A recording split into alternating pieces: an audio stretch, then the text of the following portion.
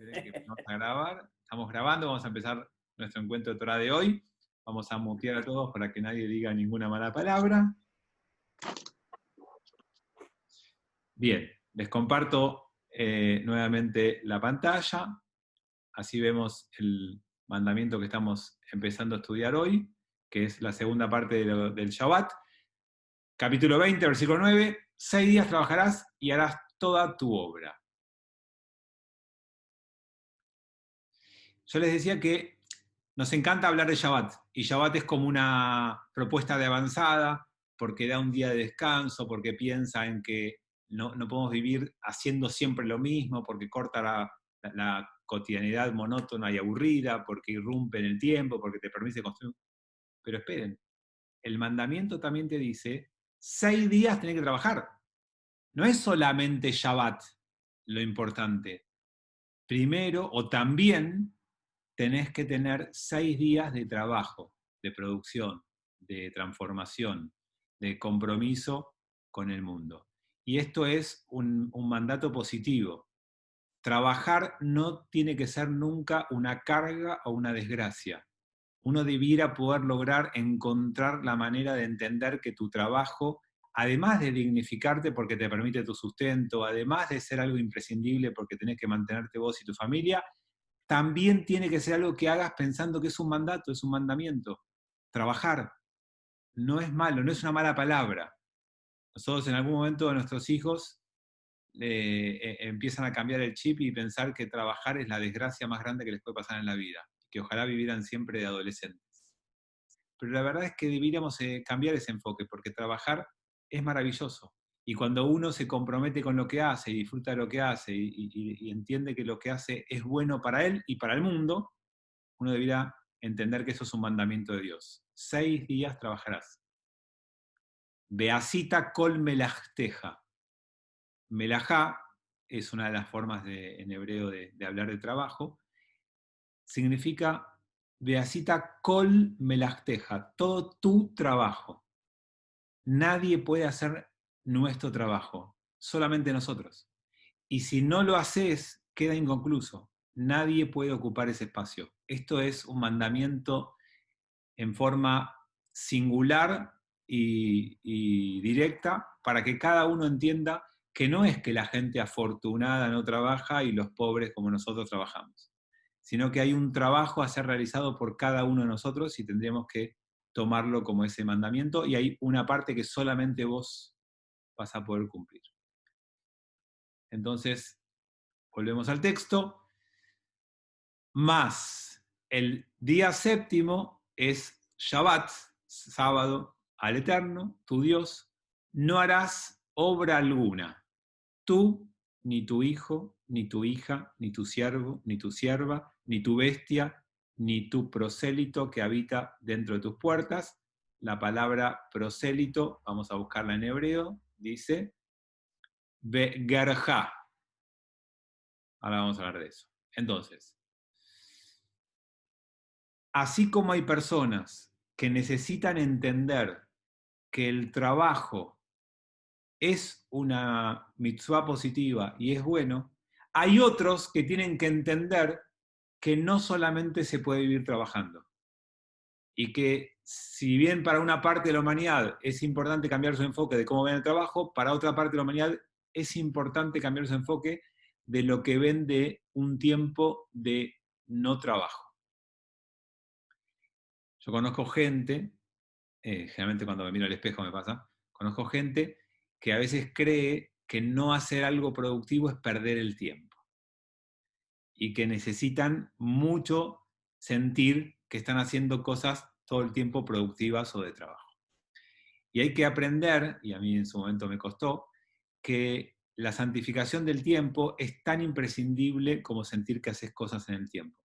Que uno tiene que poder entender que hay un tiempo distinto en el que no hace falta ser productivo para sentirte bien y para hacer las cosas de la mejor manera. Por eso creo que depende del momento de la vida de cada uno esté, o de la personalidad de cada uno, hace falta escuchar los dos mensajes al mismo tiempo. Y para algunos de nosotros uno va a ser más difícil y para otros el otro va a ser más difícil. Pero hay que encontrar un equilibrio entre los dos. 6 días trabajarás, el séptimo día es Shabbat.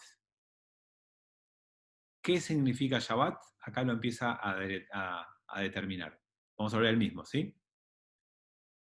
Primer significado de Shabbat. No harás obra alguna. Lo ta'ase kol melajá.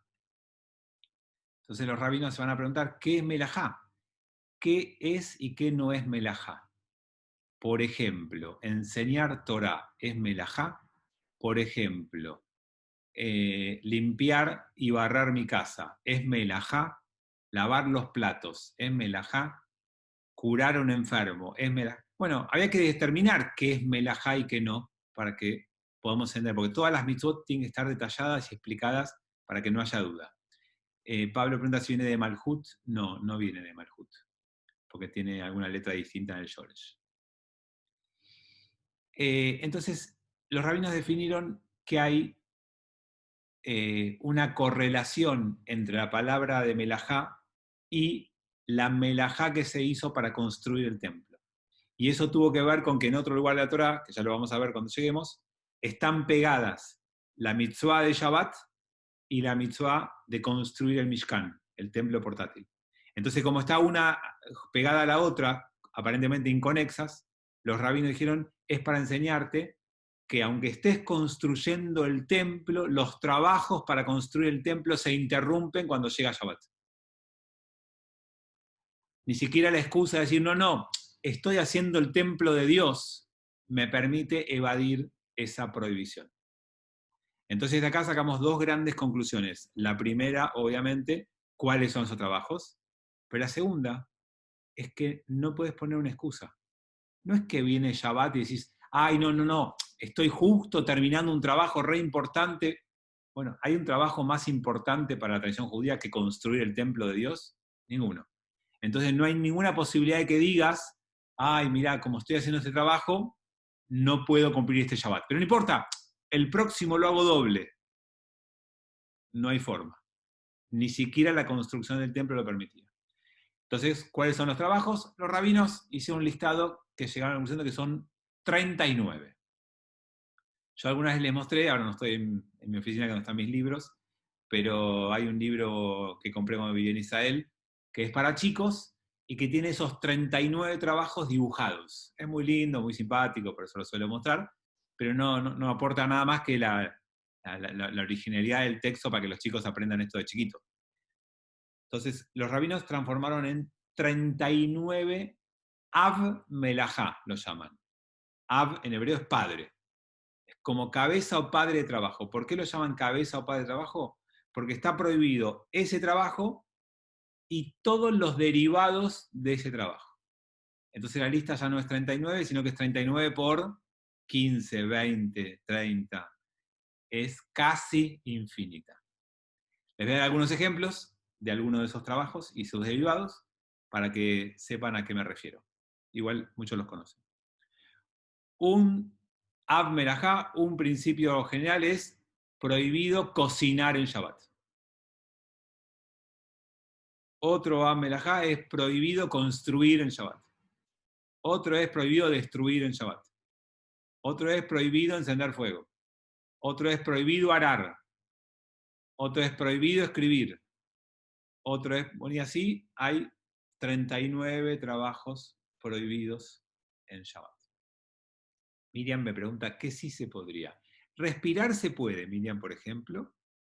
No, ahora vamos a ir a lo que sí se puede. Pero esperen que quiero explicar esto de los derivados. Por ejemplo, escribir es una prohibición en Shabbat. Claro, después va cambiando la tecnología y aparecen, por ejemplo, las cámaras de fotos. Y una cámara de fotos no está arreglada, porque en la época del Talmud, que explicaron todo esto en detalle, no había cámaras de fotos. Entonces ahí es donde juegan los derivados. Los rabinos dijeron, bueno, la cámara de fotos imprime en un negativo una foto, una imagen, es como si estuviera escribiéndola, así que están prohibidas sacarse fotos porque es un derivado de escribir. O, rabino, ¿puedo jugar al tenis en Shabbat en una cancha de polvo o ladrillo? Algunas autoridades rabínicas dijeron, no, porque tu suela de la zapatilla escribe sobre el polvo de ladrillo cada pisada tuya y es como que deja esa marca como una impresión. Eso ya es un derivado de un rabino medio fanático, pero para darles ejemplos de cómo esto fue cambiando en las épocas y jugando. Entonces, hay algunos trabajos que no hay ninguna duda que están prohibidos y otros donde va a haber discusión en el pueblo judío. El ejemplo más claro es el fuego. La Torá explícitamente prohíbe, además de que es uno de los 39 trabajos que llevan los rabinos, la Torá lo dice explícitamente en otro lugar. Prohibido prender fuego. En Shabbat no se puede prender fuego ni apagar fuego. Son dos trabajos distintos. Ni prender ni apagar. Ahora, ¿se puede usar electricidad? Y la electricidad fue descubierta en el siglo XIX. No se sabía en la época del Talmud la cuestión de la electricidad. Entonces no está puesta en un texto que nos unifica a todos. Entonces ya depende cómo lo interpretes. Una parte importante del pueblo judío prohíbe la utilización de la electricidad porque lo considera un derivado del fuego.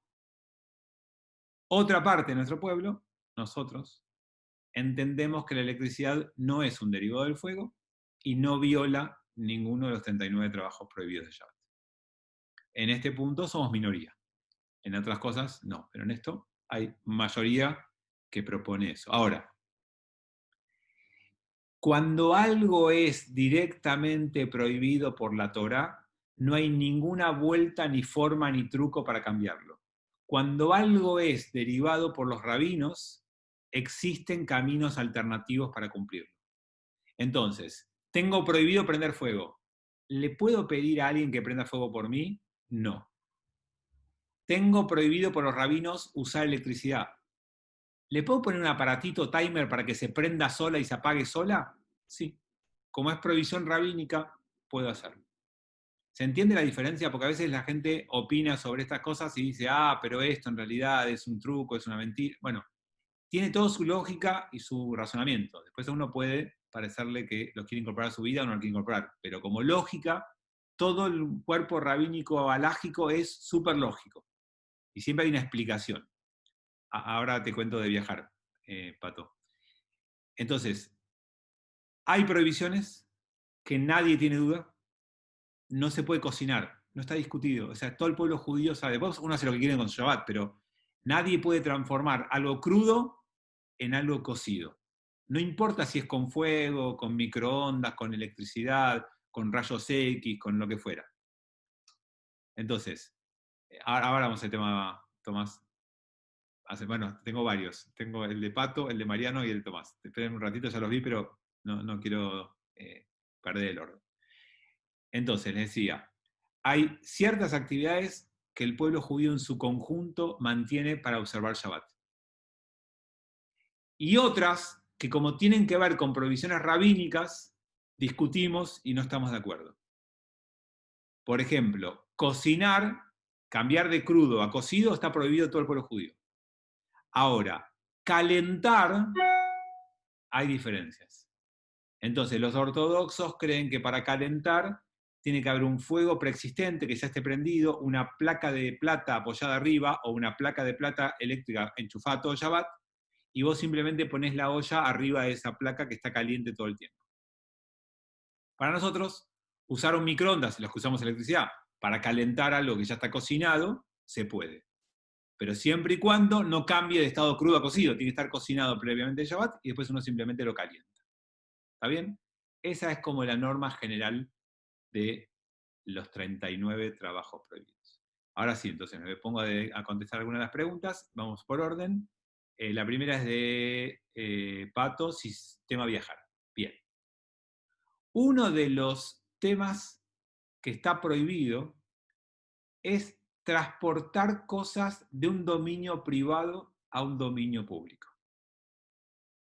Ese es uno de los trabajos prohibidos. Dominio privado a dominio público.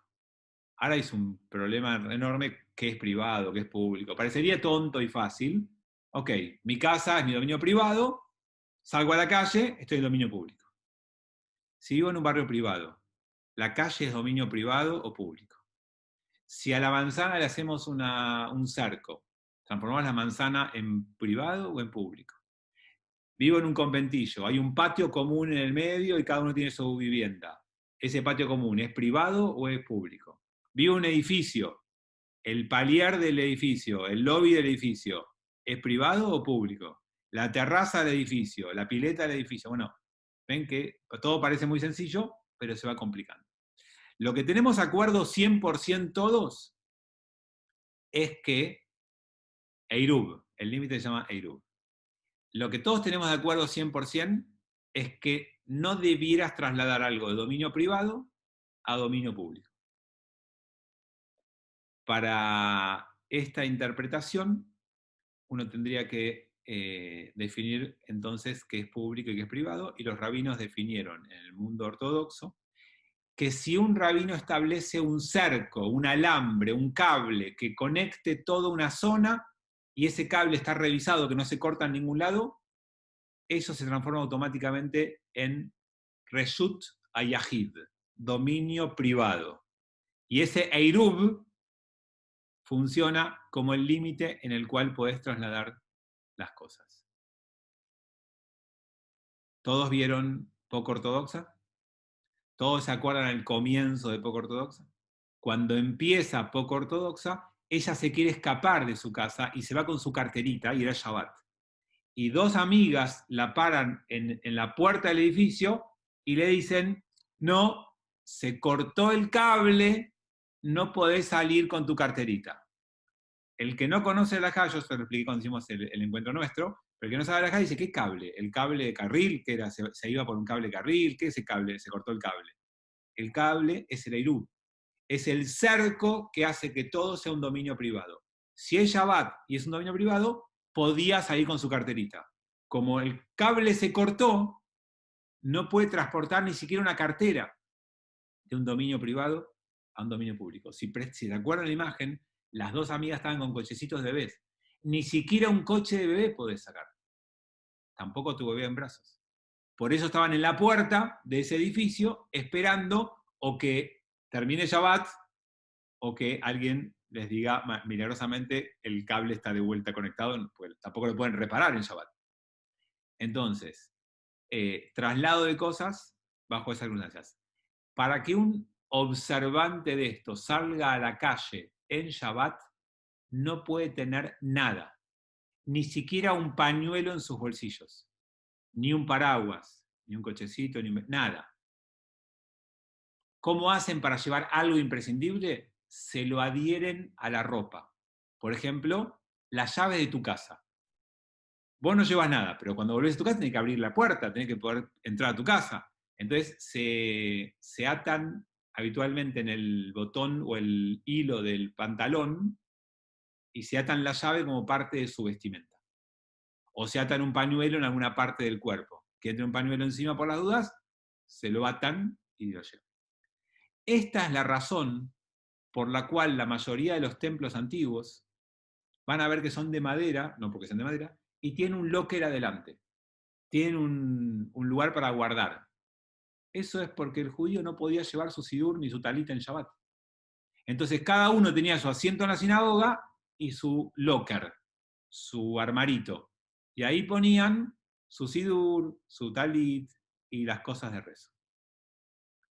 Si te olvidaste el talit y tenés que llevarlo, podés. ¿Saben cómo? Te lo pones. Te pones de ahí y vas por la calle con el talit. Si alguna vez estuvieron en alguna ciudad religiosa, van a ver que es común ver en Shabbat a la gente caminando con su talit puesto. Acá no creo que les haya pasado muchas veces a ustedes ver ese tipo de cosas, pero eso pasa. Así que contesté la pregunta de Pato de viajar. Después está Tomás. Ejemplo, ¿bomberos no pueden actuar en Shabbat ante una emergencia en un barrio ortodoxo? Buena pregunta. Shabbat se transformó, con esto que estoy contando, en uno de los más importantes, una de las más importantes prohibiciones de la tradición judía.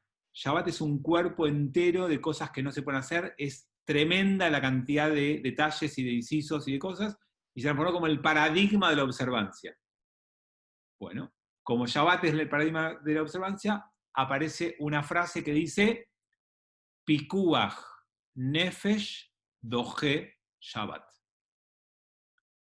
Pikuach Nefesh Doje Shabbat. Que significa algo así como salvar una vida anula Shabbat. O sea, peligro mata Shabbat. Como billetera mata galán, peligro mata Shabbat. Entonces, frente a cualquier peligro, por más mínimo que sea, de la vida de cualquier persona, se pueden transgredir todas las leyes, incluso Shabbat.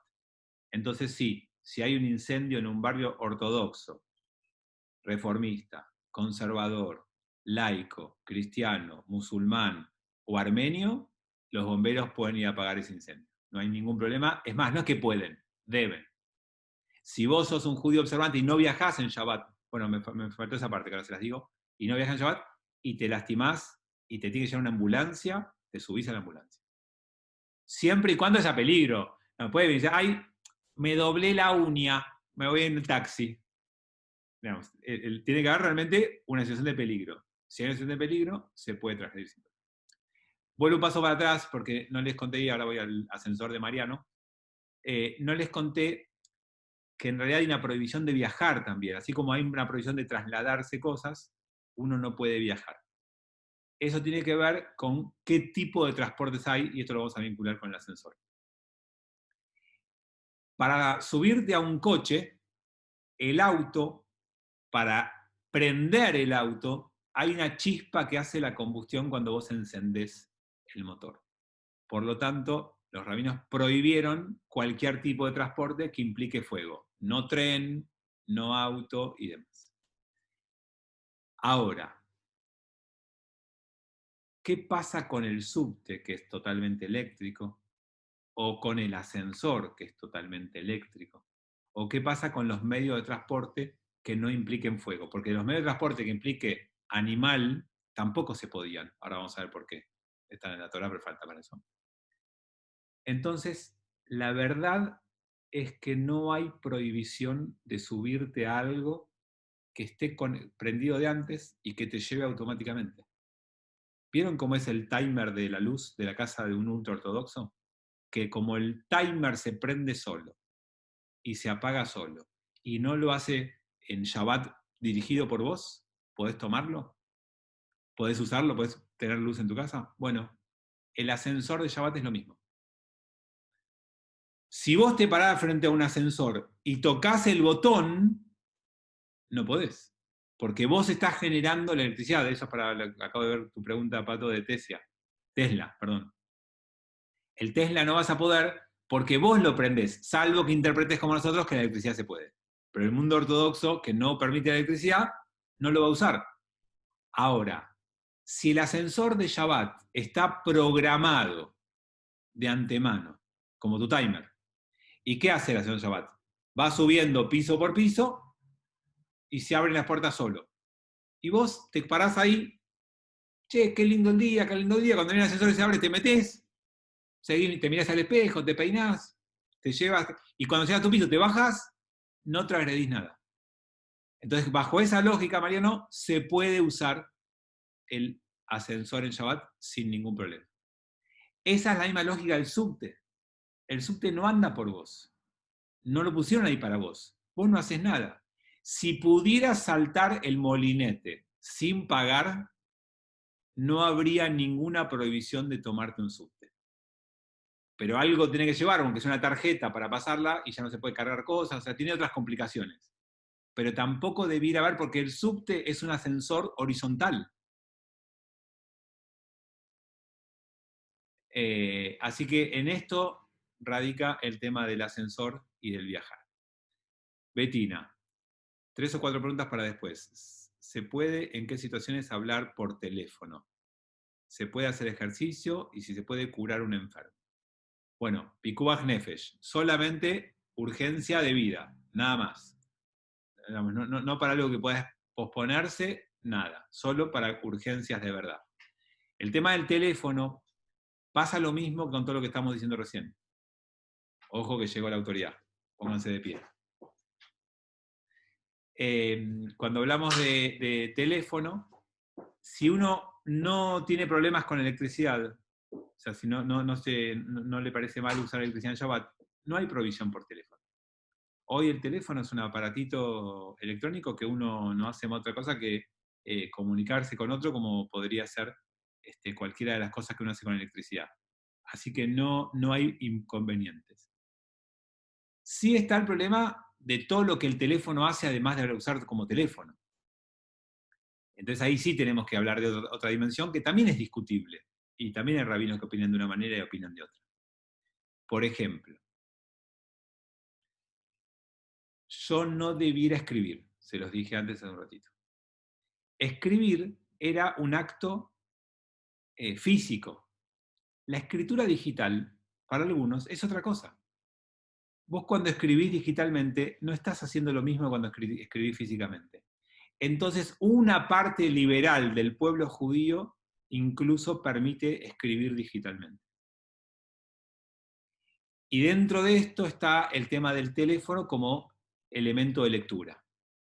Si Shabbat es un lindo momento para leer, y si vos podés leer a través de internet un montón de libros y comentarios, ¿por qué no hacerlo? De hecho, las sinagogas liberales de Estados Unidos, hace unos años, empezaron a reemplazar el Humash, el libro de la Torá que te ponen en tu banco para que vos puedas leer la Torá, por tablets. Si vos le pones ahí en Estados Unidos, hoy un ebook puede costar 40, 50 dólares, 30 dólares en cantidad, es más barato que mandar a imprimir un Humash nuevo y te sirve para siempre porque vos le vas bajando nuevas versiones y no hace falta cambiarlo. Entonces, está esa discusión, obviamente, en el mundo liberal. El mundo ortodoxo no discute nada, nada de todo esto se puede. Por lo tanto, usar el teléfono, si uno lo usa solamente como comunicación con seres queridos para situaciones concretas, en nuestro mundo no sería un problema, en el mundo ortodoxo, por supuesto, que está absolutamente prohibido. El tema de los ejercicios físicos en nuestro mundo tampoco tiene ningún inconveniente, salvo que uno transgreda haciendo ejercicio físico otra cosa. Pero salir a correr, o incluso hacer gimnasia con aparatos, o abdominales, o espinales, o lagartijas, o lo que cada uno quiera hacer, no tiene ningún inconveniente con lo que llaman. Todo esto, antes de pasar a la próxima pregunta que haya, todo esto tiene que tener un gran paraguas en donde todo debe ser entendido. Ese paraguas se llama, se dice habitualmente, el Ruach del Shabbat, el espíritu del Shabbat. No se trata simplemente de cumplir minuciosamente reglas. Además, nada debiera violar el Shabbat, el espíritu del Shabbat, quise decir. Ejemplo de esto. Rabino, si yo puedo usar la electricidad para usar el micrófono para que la gente rece y cante, y usar el órgano para que la gente haya música y tenga un lindo Shabbat, y puedo usar el microondas para que tu comida de Shabbat esté calentita y rica y no se seque y no comía frío, que le perdés el espíritu del Shabbat, entonces puedo ver la tele. La tele es prender con un control remoto de electricidad una pantalla. ¿Por qué no? Bueno, el problema con la tele es el espíritu de Shabbat, no es el botoncito que tocas. Porque así como puedo tocar el botón del ascensor en nuestro mundo liberal, no puedo tocar el botón de Netflix. Porque eso sería salir del espíritu de Shabbat. Sería alejarme de la intención de para qué está el Shabbat hecho. Así que todo debe ser siempre mirado bajo ese paraguas que tiene que ver con la virá, con el ruach, con el espíritu de cada Shabbat. Bueno, poco ortodoxos, lo dijimos, Lambrot los tenía a los bancos exactamente, los sigue teniendo, los de adelante siguen estando los bancos, Eva puso lo mismo, los bancos activos de Lambrot. En el movimiento conservador, salir con algún efecto personal, no dejas de vivir el espíritu de Shabbat, ni dejas de observar el Shabbat por eso. Bueno, lo que pasa es que ahí, Betina, si bien la mayoría de los judíos conservadores y liberales, la gran mayoría, no cumple Tirtul, o sea, lleva algún efecto personal para el Shabbat, la verdad es que no hay ninguna justificación alágica. Si vos vas a lo alágico 100%, uno debiera salir de su casa sin nada. No hay nada que justifique llevar algo. Pero como en el mundo liberal hay mucho detalle de mitzvah que se fue dejando de lado, se dejó de lado en la práctica, pero la verdad es que debería cumplirse como todas las demás. Bueno, lo de Tesla ya lo hablamos, el ascensor para en todos los pisos. Sí, Cintia, no sé a qué te referís, pero sí, por eso para solo y no tenés que hacer nada, y por eso es que lo podés tomar. Eh, bueno, supongo que será Marcela en la computadora de Nehuen, su hijo. No dejan de ser trampitas interpretativas. Bueno, depende cómo se mire, en parte puede ser visto así. Yo creo que es lo mismo de cualquier sistema legal. Vos te metés en un sistema legal y tenés que buscar la manera de cumplirlo sin perderte beneficios, sin perderte disfrute. Y creo que ese es el objetivo final. Lo del teléfono, por eso decíamos, si yo quiero usar el teléfono para hacer telemarketer, me saca de mi agenda de Shabbat. Si yo uso el teléfono porque es mi única forma de comunicarme con mis papás que viven lejos y quiero estar cerca de ellos en Shabbat, no me quita de mi atmósfera de Shabbat. Digamos, por eso depende para qué se use. Si yo llamo para chusmear y para criticar o para hablar mal de otros o lo que sea, me alejé del Shabbat. Si yo llamo para preguntar a mi mamá, ¿estás bien? ¿Cómo te sentís? Y demás, no sería un inconveniente tan grave en ese punto. Margarita dice que escribir es lo mío de cualquier manera. Técnicamente, de vuelta, es un tecnicismo de alguien con mirada de abogado. Técnicamente no es lo mismo. Dejar un rastro en una hoja o en la antigüedad, como se escribía sobre piedra más, era algo que implicaba un trabajo y se dejaba algo grabado y quedaba para siempre. La escritura digital no tiene ninguna de esas dimensiones, es otra cosa muy sencilla. E incluso alguno me decía que podés tipear acá, pero que se grabe en la otra parte del mundo, en donde ya no es Shabbat, porque hay 14 horas de diferencia y ya terminó Shabbat, o todavía no empezó, y uno puede jugar con esas cosas, pero nada, son tecnicismos que no valen la pena.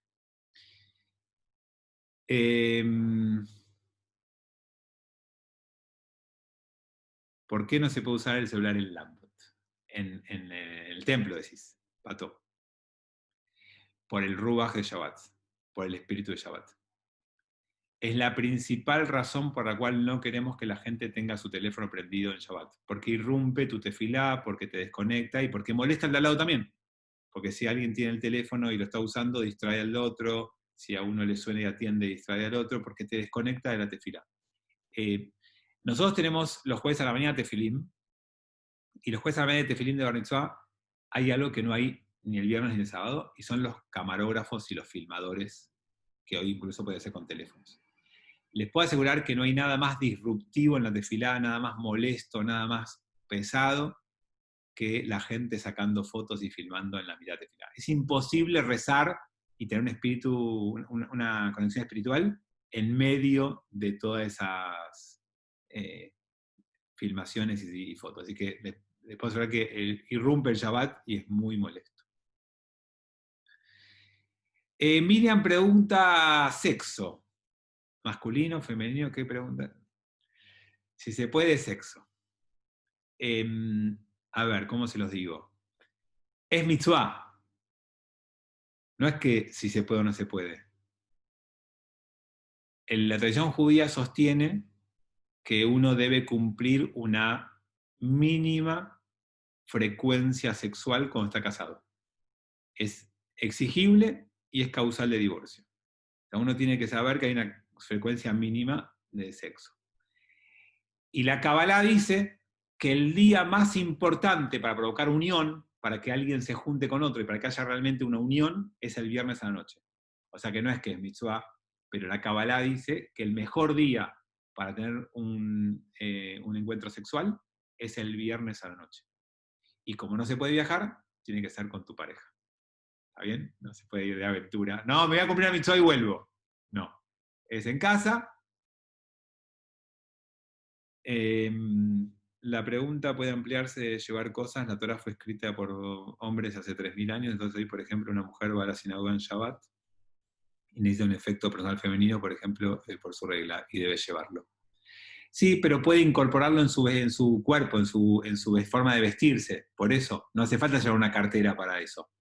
Con las llaves pasa lo mismo. Cuando hay un pequeño elemento que uno tiene que llevar, existe la manera de que sea parte de tu vestimenta para que no estés cargando algo por fuera de vos mismo. Hay, como se dice en el derecho, mitad de la biblioteca que dice que sí, la otra mitad que dice lo contrario. Depende en qué, Tomás. Hay cosas, como dije, hay cosas que son de la Torá y son únicas para todos. Como dije, cocinar, prender fuego, arar, digamos, todas las cosas que son de la Torá y bien claras del Talmud, no hay discusión.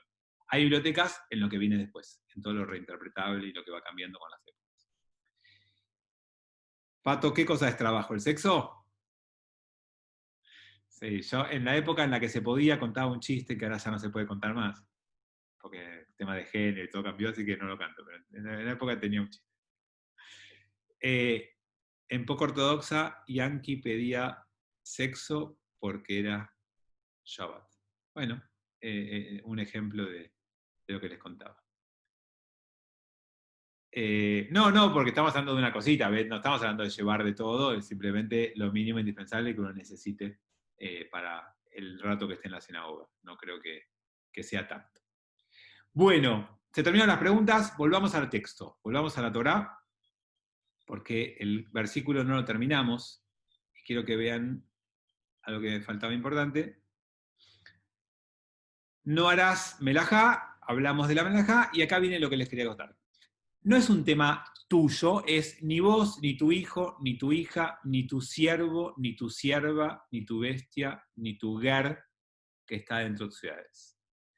Entonces, acá surge por qué no se podía andar en un caballo o ir en una carreta. No es solamente el fuego, sino que el animal tampoco puede hacer un esfuerzo, un trabajo y llevarte. Así que ahí tenemos una eh, explicación de por qué el transporte en la antigüedad estaba prohibido. No había transporte, no había posibilidad de movilización, y vos podías caminar libremente dentro del marco de una ciudad, no del cerco, dentro del límite de la ciudad, donde había habitantes y casas, podías caminar.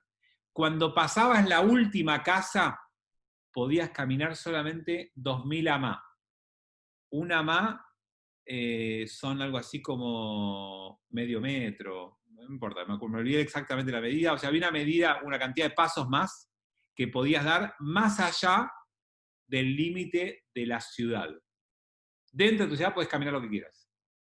Yo en mi época adolescente tenía un amigo que era muy observante y te caminaba desde Villa Crespo hasta Belgrano para ir a una sinagoga o a otra, y ahora tengo un amigo muy observante que vive en Belgrano, y cuando fue el bat de mis hijas, vino caminando de su casa de Belgrano hasta Lambrot y se quedó dormido en mi casa después, pero digamos, hay gente que sigue cumpliendo esto súper estrictamente, caminan un montón, no les preocupa, pero nunca se van a subir a un transporte ni nada por el estilo.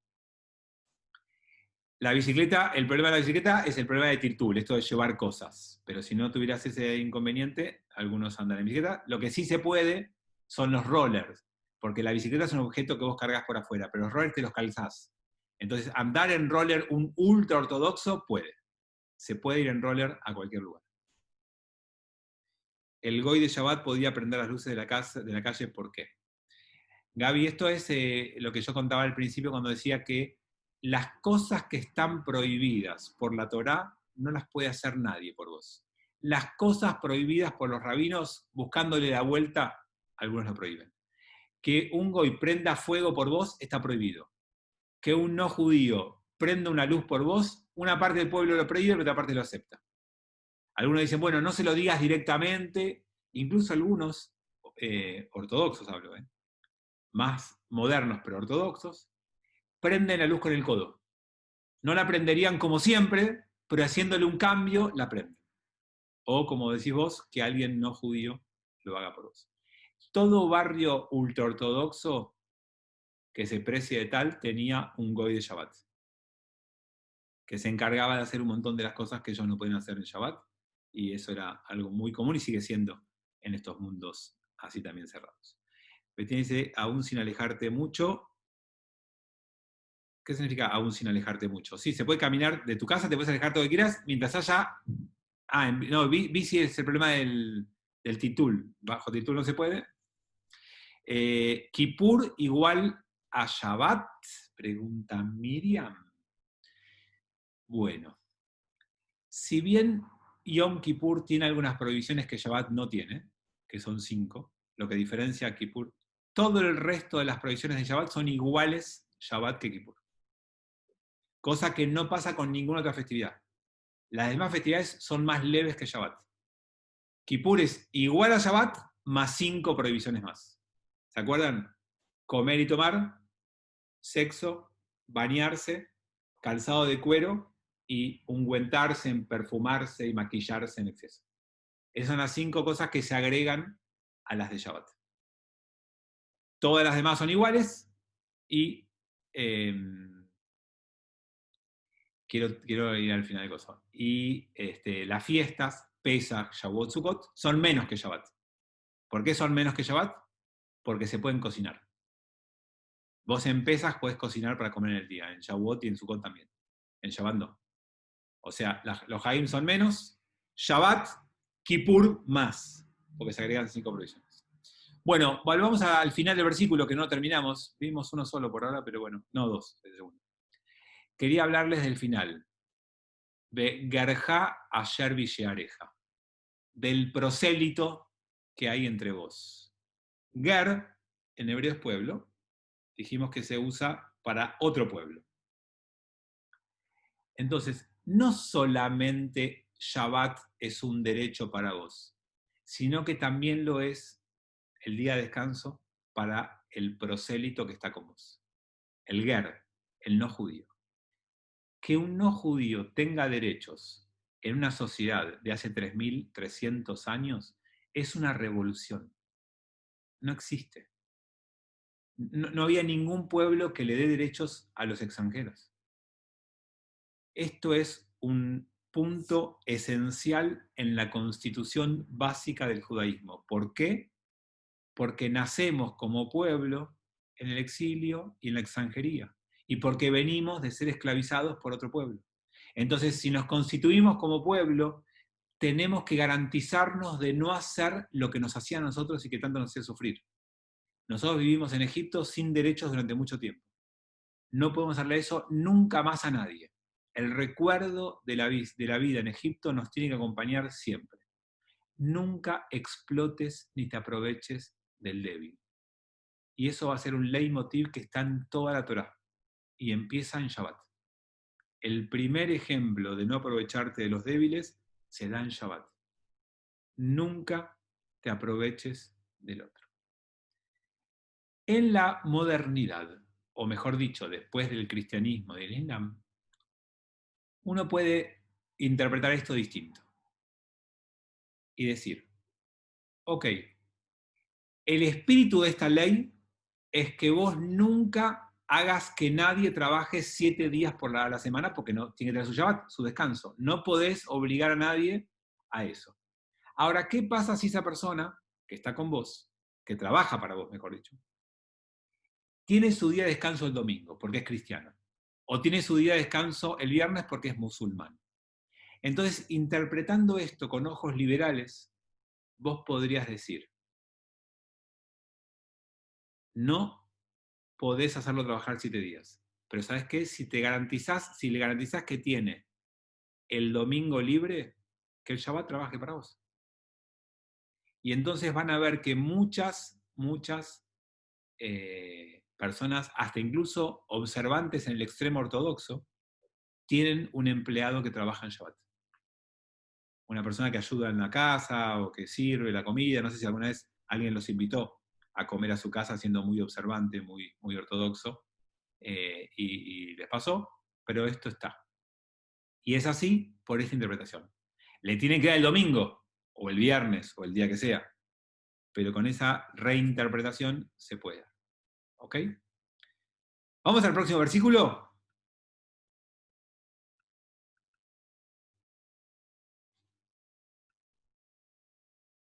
11. Fue durante los 6 días de la semana que Dios hizo el cielo, la tierra, el mar y todo lo que hay en ellos, pero descansó el sábado. Por lo tanto, Dios bendijo el día de reposo y lo santificó.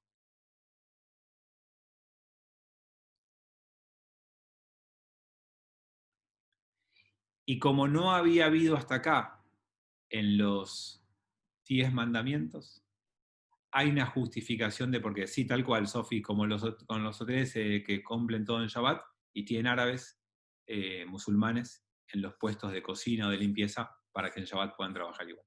Tal cual.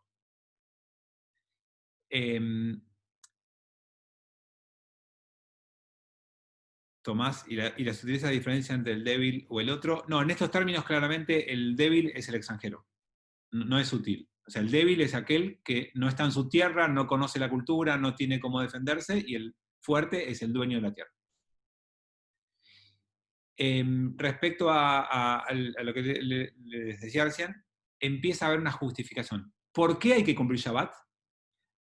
Porque tenemos lo que en latín se llama imitatio Dei. Porque tenemos que parecernos a Dios. Y así como Dios creó el mundo en 6 días y descansó el séptimo, tenemos que tener el mismo ritmo de vida nosotros. O sea, la justificación es que hay que asemejarse y parecerse a Dios. Y esto pasa a ser un concepto judío central en nuestra vida judía. Tenemos que tratar de tomar de la Torá el ejemplo de cómo Dios se comporta y tratar de comportarnos igual. Si esto es así, ¿cuáles son las mitzvot más elevadas del pueblo judío? ¿Cuáles son los mandamientos que más debiéramos ocuparnos de cumplir? Si queremos imitar a Dios, no se trata de cumplir kashrut, ni se trata de cumplir tefilá, no digo que no, pero ¿cómo abre la Torá? Dios, lo primero que hace por el hombre es vestir al desnudo. Adán y Eva se ven desnudos y Dios los viste. ¿Cómo cierra la Torá? Dios entierra a Moshe. Entonces, si uno dice, ¿qué es lo que yo quiero ser el más judío del mundo? Quiero ser el más religioso del mundo. ¿Qué tengo que hacer? ¿Ayuno 433 días sin parar? No. Yo quiero ser el más judío del mundo. ¿Qué hago? ¿Rezo todo el día? No. ¿Qué hago? ¿Estudio todo el día? No. ¿Sabes qué? Imítalo a Dios. Vestí a la gente desnuda, enterrá a quien no tenga que lo entierren, alimentá al que no tiene, cuidá al débil. Esa es la mejor manera de parecernos a Dios. Y surge de este mandamiento, de esta mitzvah de Shabbat, en donde además de decirnos que lo cumplamos, nos dice que tenemos que cumplirnos para parecernos a Dios. Así como Él creó en 6 días y descansó el séptimo. También es una visión del Shabbat universal, porque nos habla de un Shabbat en la creación del mundo. O sea, toda la humanidad debe tener un día de descanso. Por eso que el extranjero también tiene que descansar. No es una visión particular del pueblo judío, es una visión de ritmo de vida sana. Y volviendo al mismo versículo, pero tratando de ir al hebreo,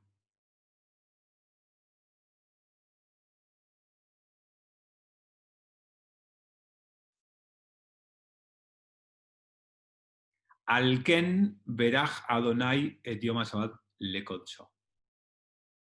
Por lo tanto, bendijo Dios el séptimo día para santificarlo.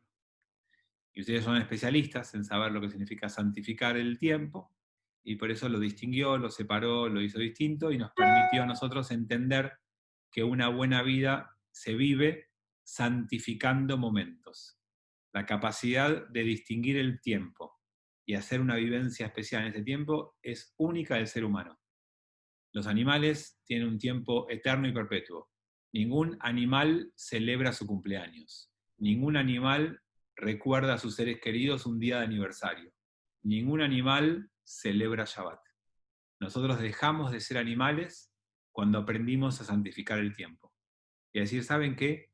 Los jueves a la mañana estudio Torah. Hago eso. Cuando digo, ¿saben qué? El viernes a la noche ceno la mejor cena de la semana con la gente que más quiero. ¿Sabes qué?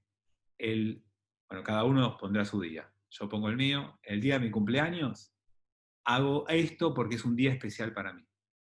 Y ¿sabes qué? El día que falleció mi abuelo también es un día especial. No se trata solamente de alegría, festejo, celebración, sino que ponemos días que los distinguimos y los hacemos especiales. Sí, Maru, tal cual. Esto es parte de la tfilá de Shabbat y del Kiddush.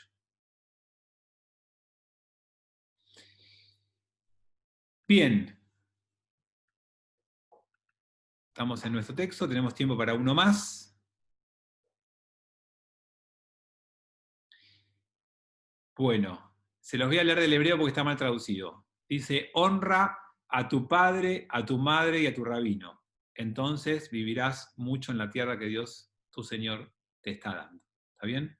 No sé por qué en castellano se olvidaron esa partecita, pero el mandamiento es, Kabed etabija betimeja, honrar, respetar a tu papá y tu mamá. Kabed, en hebreo viene una palabra que tiene que ver con peso. ¿Cómo se honra a un padre o a tu madre? Significa que lo que tu papá o tu mamá te dice o hace tiene mucho peso para vos. No significa obediencia ciega. No, no debieras hacer lo que tu padre o tu madre digan a cualquier precio. No hay idea de que uno, bueno, me lo dijo el papá, entonces lo hago. Pero sí tiene que tener peso e importancia lo que tus padres te dicen. Y dicen los rabinos que dice, Kabed etabija betimeja, respetarás, honrarás a tu padre y a tu madre. Dicen los rabinos porque es más fácil honrar y respetar a la madre que al padre, te ponen el padre primero para que sepas que también lo tenés que respetar a tu padre. Y deducen esto porque en otro lugar de la Torah te dice, temerás a tu madre y a tu padre.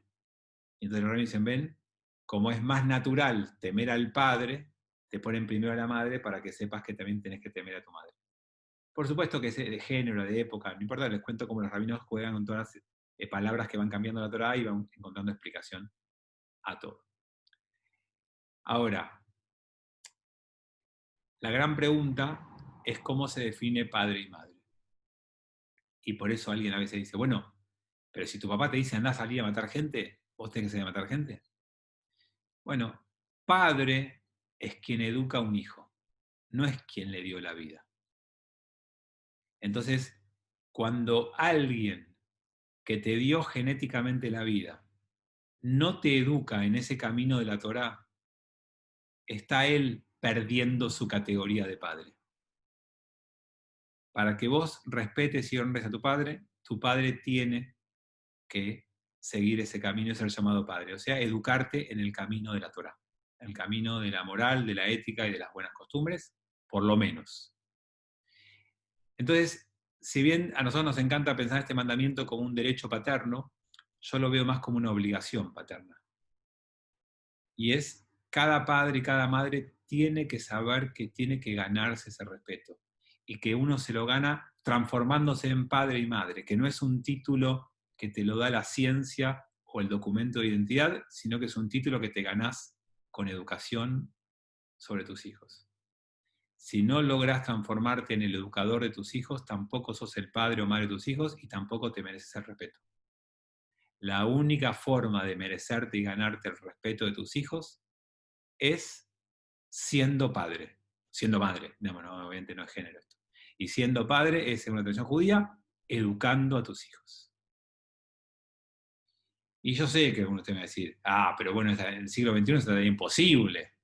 Bueno, nada es fácil en la vida, no significa que no estemos capacitados para hacerlo, será más difícil, más trabajoso, requerirá más ingenio, más inteligencia, más sabiduría, más picardía, más habilidad, más carisma, no sé. Pidan ayuda.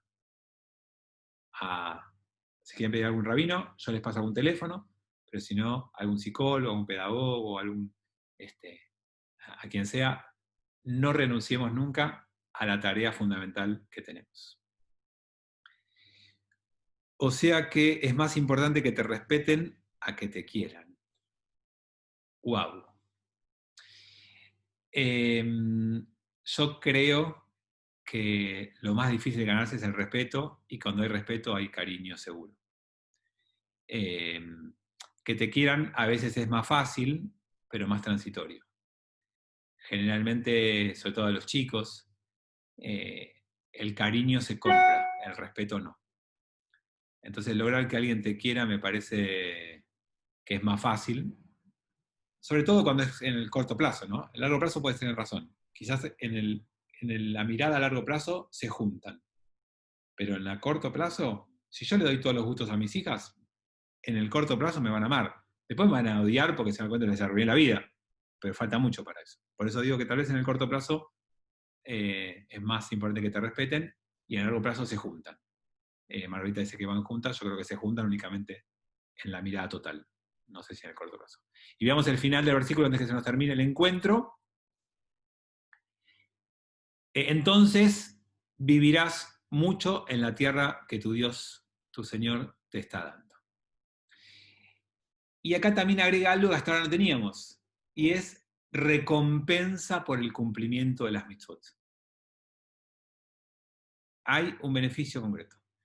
Y como siempre, yo trato de interpretar esto en la cuestión práctica de nuestra vida cotidiana, y les digo lo siguiente. Si vos respetás a tus padres y tus hijos ven que vos respetás a tus padres y respetás también es hacerte cargo de tus padres, lo más probable es que ellos te respeten a vos y lo más probable es que ellos se hagan cargo de vos. Y entonces por eso, dice el texto, esto significa que vas a vivir más tiempo.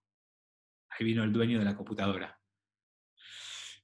Esto último es otro mandamiento, no, es el mismo. Estamos hoy en el quinto mandamiento. Sí, respeta a tu padre y tu madre para que vivas de esa manera más tiempo en la tierra. Y creo que tiene que ver con esto. Vieron que estamos llenos de situaciones donde le decimos a nuestros hijos, los hermanos, lo primero, no se pueden pelear nunca, quiéranse siempre, llévense siempre. Pero mamá, vos y la tía no se hablan hace 3 años, o vos y el tío se pelean. Bueno, pero eso vos no entendés, sos muy chiquito. Uno tiene que dar el ejemplo y saber que ese ejemplo va a germinar y va a aprender en los chicos. Los chicos tienen que verte a vos respetando a tus padres para que ellos también te valoren y te respeten a vos.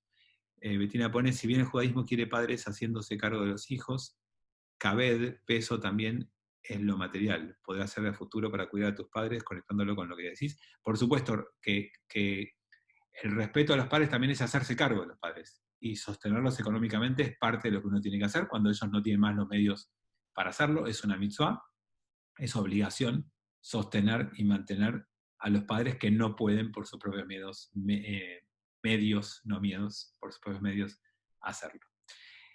Así que sin duda es una de las mitzvot más importantes, es la quinta, marca un cambio en las tablas, las primeras 5 son cerradas por esta, y esta abre el otro marco, y según la mirada más clásica rabínica con eso terminamos, las primeras son entre el hombre y Dios, Bein Adam Lamakom, como se dice en hebreo, entre el hombre y Dios, y esta quinta es el puente que te une con las próximas 5, que van a ser entre el hombre y su prójimo.